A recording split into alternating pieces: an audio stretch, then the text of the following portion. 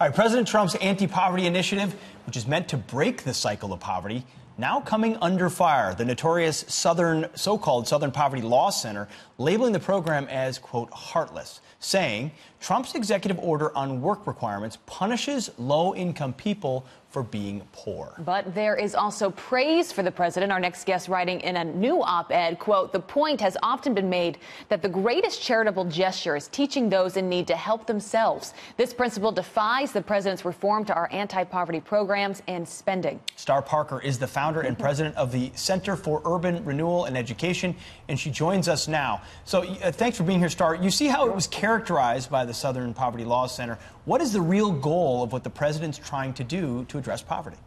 This is incredible what the president is doing, and in particular in an election year, to take on our anti-poverty programs, to then ask all of the departments and cabinets to streamline. Look at this. We're spending $700 billion a year on anti-poverty programs. We have spent $22 trillion in a war on poverty. The poverty rate hasn't changed. So here the president is yet fulfilling yet another campaign promise. He said he wants to fix the inner cities. About 1.4 million African Americans voted for him, knowing that he was going to do that, and now he's attempting to do that through this new initiative, this executive order that he signed last week. What happens, this is actually part two of what he's trying to do to fix the inner cities, because part one was in the tax bill. There are opportunity zones in the tax bill so that capital will now flow into some of our most distressed zip codes so that we can begin the process of creating jobs. At CURE, we're very excited about this. I have run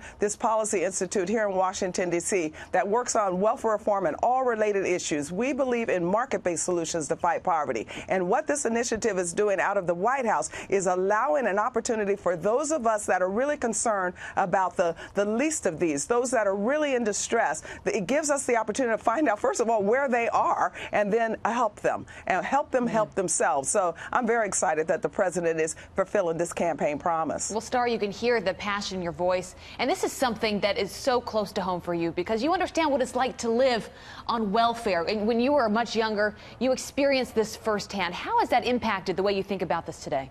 It's one of the reasons that I'm so aggressive and run this policy institute in Washington, D.C. I believed all the lies of the left, including what the Southern Poverty Law Center is saying now, that all of my problems were somebody else's fault. And I wallowed in and out of welfare dependency for 7 years, 3.5 years consistently, watching my life go into a little dark hole. Similar to what we're seeing now. We have about 34% of American people that live in on our anti-poverty programs that are going to die in that poverty. This is not what America was about.